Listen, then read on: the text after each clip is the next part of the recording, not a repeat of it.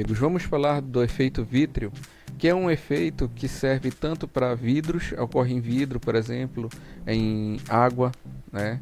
Poxa, a água tem efeito vítreo? Tem, por exemplo, uma lágrima. Uma lágrima ela tem efeito vítreo.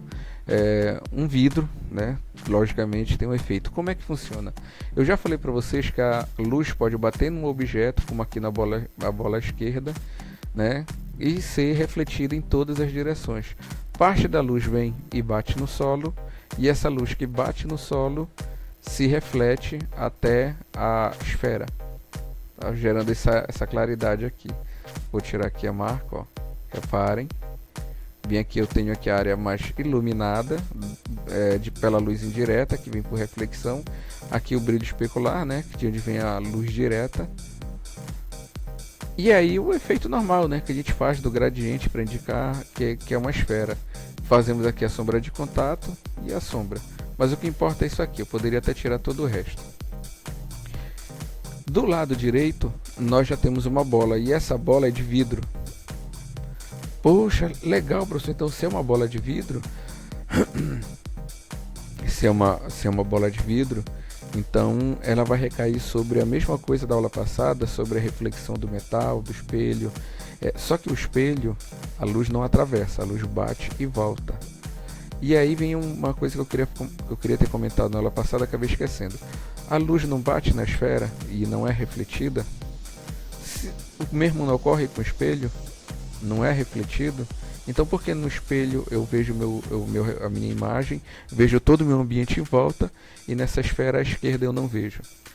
Simples, gente. Vamos imaginar, né, que agora ganhei poderes mágicos e saio, vou no comércio e compro um pano azul, e um pano pequeno mesmo, guardanapo, e saio mostrando o guardanapo para todo mundo e pergunto: o que é que vocês estão vendo?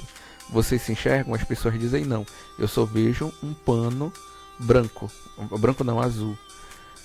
Então eu magicamente digo o seguinte: olha, e pano azul, você não vai mais refletir somente o azul, você vai refletir todas as cores que estiverem disponíveis no ambiente. Então, em vez dele refletir somente o azul, ele vai refletir outras cores. Como resultado, o que é que vai acontecer? Ele vai acabar refletindo também as pessoas que estão em volta, as mesas, as cadeiras, do mesmo jeito que o espelho. O espelho, ele não reflete apenas o azul, ou só o vermelho, ou só o verde. Ele reflete todas as cores possíveis no ambiente. Todas as cores possíveis que estão no ambiente, o espelho reflete. Então, quando há essa troca de iluminação entre o espelho e os objetos em volta, nessa troca ele acaba devolvendo de volta para os nossos olhos as cores proporcionais aos objetos que estão nos cercando, fazendo com que a gente tenha essa sensação de: poxa, eu estou me vendo, estou vendo tudo que tem à minha volta. Então quer dizer que a diferença do espelho para uma esfera dessa, o pano do exemplo, é simplesmente o quanto de luz quantas cores ele pode refletir, quantas cores e a potência da reflexão.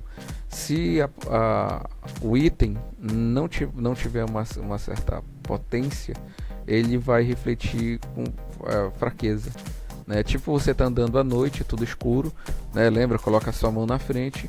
Se tiver muito escuro, você não vai ver.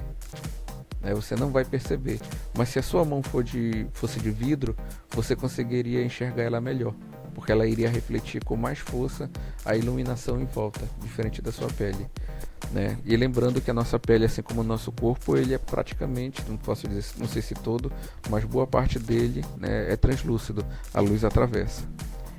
E aí, voltando aqui para o exemplo da esfera direita. Aqui na esfera direita nós podemos ter aquela sensação de vidro. Caramba, essa esfera aqui é de vidro, enquanto aqui do lado não, ela pode ser de algum tecido, mas não é de vidro. Por que eu tenho a sensação que a esfera direita é de vidro? Porque aqui em cima, deixa eu clicar aqui de novo, aqui em cima vem a luz, bate no brilho especular, só que em vez da luz ir para várias direções, ela atravessa a esfera. Quando ela atravessa a esfera, o que é que ela faz? Ela ilumina essa área aqui de dentro. Poxa, professor, interessante, mas eu não estou entendendo por que em volta do brilho branco, do brilho, está escurecida. Poderia até ter escurecido mais aqui. Porque acontece o seguinte, a luz atravessa. Se a luz atravessa, não tem luz nessa parte de cima. A luz atravessou. Para que isso aqui brilhasse, a luz tinha que... O brilho que tem aqui embaixo é o brilho que está voltando para os nossos olhos. Então essa parte aqui da esfera, a luz não está voltando para os nossos olhos. Ela está passando direto. Então essa parte, para a gente, fica escurecida porque não reflete. A não ser o brilho especular que indica onde é o ponto central da luz, né? Onde de fato a luz está entrando. A luz está batendo aqui e está descendo para a parte de baixo da esfera. Um detalhe interessante, ela bate, nesse caso aqui, ela bateu nessa direção, bateu no centro, do lado, ela bate nessa área, iluminou o fundo. Reparem que diferente da esfera aqui ao lado, aonde a luz bate no ambiente e reflete nela, nesse caso aqui não. Nesse caso aqui o contraste do fundo acaba sendo grande, acaba até escurecendo um pouco a borda, né? Essa área aqui acaba escurecendo, mas o brilho fica aqui, bem aqui. Olha, interessante. E a sombra? Bom, a sombra dessa esfera esquerda é normal, né? Com sombra de contato e tudo. A esfera à direita, como a luz atravessa, é normal que além da borda escurecida, que seria o da sombra, né? Indicando, pois essa esfera aqui é um objeto sólido, o centro da sombra vai acabar sendo mais iluminado, dependendo da cor do objeto, tipo um azulado aqui, ou poderia ser outra, isso pode variar, tá? Aí novamente entramos na questão do estudo dos materiais, do meio, né? Ver como se comporta, ou até simular num Blender, né, 3D, ou se tentar simular mesmo com uma peteca se tiver. Mas o importante é o seguinte, como a luz atravessa, é normal que além da sombra, que indica que é um objeto sólido, a sombra também sofra um mínimo de iluminação. E o brilho do objeto vitro fica sempre no fim. Vamos ver agora um outro caso. Nesse outro caso, temos dois vidros, só que esse aqui é transparente. Porque esse aqui, como eu fiz um vidro transparente, eu distorci o fundo.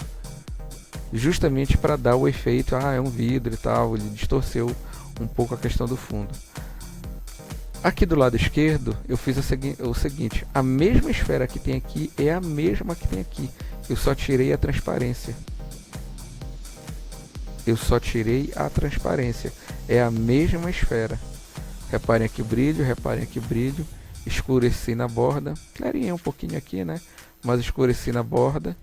Deixei aqui a iluminação padrão e clareei no fundo. Só o fato de eu ter feito isso, o teu cérebro está tendo a seguinte sensação. A luz bateu aqui, onde tem o brilho, atravessou e está iluminando o fundo. Aí vem a sombra, que é a borda escurecida da sombra, indicando o volume do objeto sólido, mas o centro da sombra é iluminado. Essa área central da sombra sofre iluminação, já que a luz atravessa, né, o vidro. Então aqui são dois casos de uso.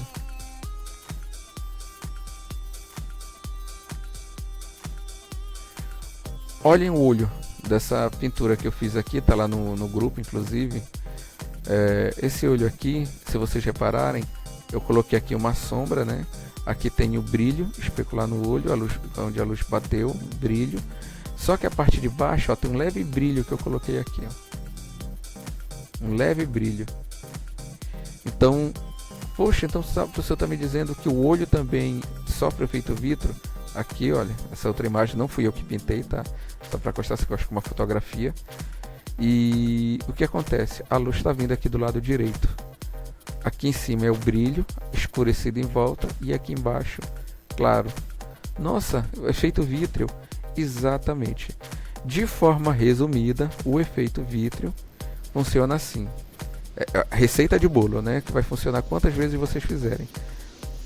Ponto com maior brilho, escureçam em volta, já que não tem luz, mas entendam o porquê. Tá? O brilho é porque é onde está a maior concentração de luz, é a parte mais inclinada para a parte de cima. No caso, estou imaginando uma iluminação tipo sol, né? Ou uma lâmpada, alguma coisa, uma lâmpada, por exemplo, uma lanterna, tá? Então eu tenho um ponto de luz aqui, e aí esse ponto de luz está gerando esse reflexo, tá? Porém, a luz que bateu aqui vai atravessar. Como ela atravessa, a luz não fica nessa área. Então, essa luz não é refletida para os nossos olhos, não com força. Então, essa área sempre acaba sendo mais escurecida, mas nunca preto. E aqui vem a cor média, né? Meio tom.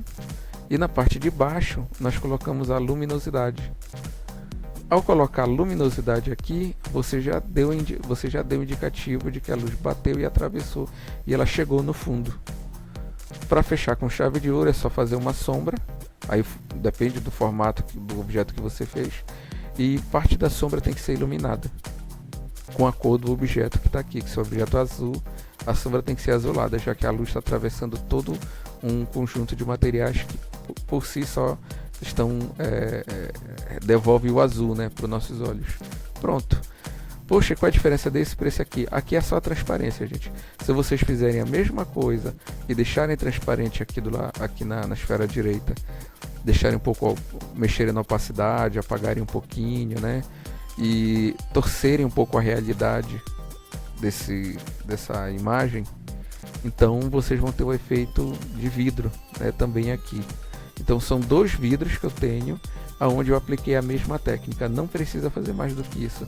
Poxa, professor, então eu poderia fazer isso de um olho, como foi feito ali no caso da moça? Poderia, tá?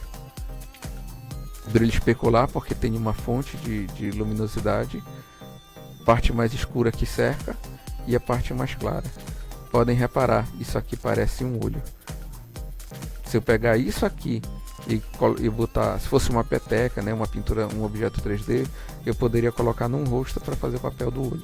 Eu só mudaria, por exemplo, a posição do brilho especular.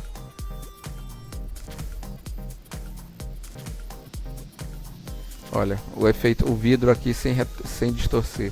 Aqui é o mesmo efeito que tinha ainda agora, mas sem a distorção. Ó.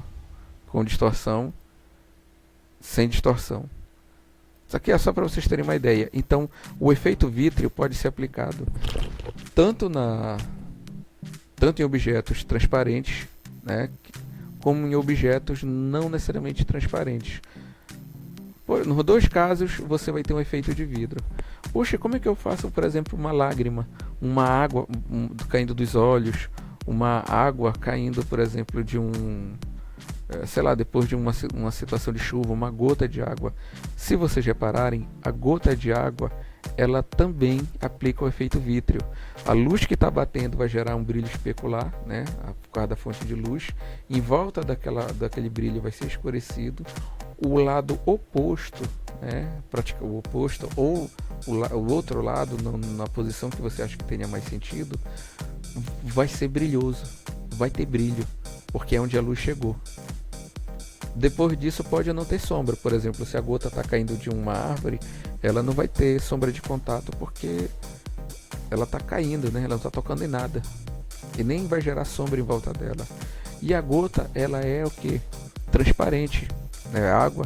Então, como ela é transparente, ela vai ficar similar ao vidro que está à direita. Você mexe na opacidade, apaga com uma borracha, né?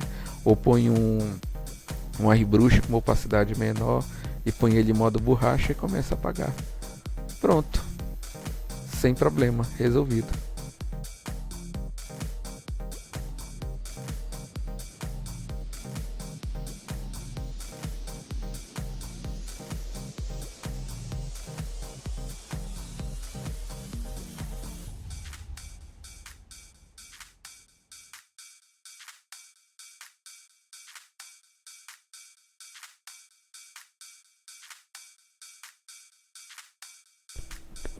Só para matar a questão da fonte do brilho especular, que eu comentei ainda agora em outros momentos, gente, o brilho especular, para surgir, é necessário que tenha uma fonte de luz direta.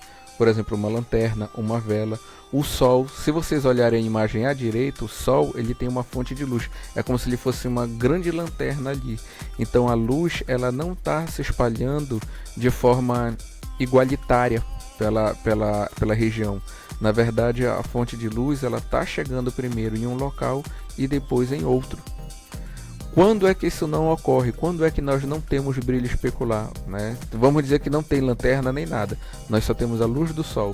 E não vamos ter brilho especular, por exemplo, numa situação dessa. É quando o clima, por exemplo, está nublado. Quando o clima está nublado, fica tipo a névoa, as nuvens passando numa área mais baixa, ou se você está num ambiente com nevoeiro, enfim. A luz não vai incidir diretamente sobre você ou sobre o objeto, no caso as esferas de exemplo. Ela vai incidir no que? Nas nuvens, a luz ela vai se dissipar e de forma igualitária ou próxima a isso, vai distribuir a luminosidade na área. Então você não vai ter uma fonte de luz direta. Então você não vai ter o brilho especular por conta disso. Tá bom, gente? Essa informação é só para fechar a aula de hoje. E bora para a próxima. Até a próxima, amigos. Um fraternal abraço e fiquem com Deus.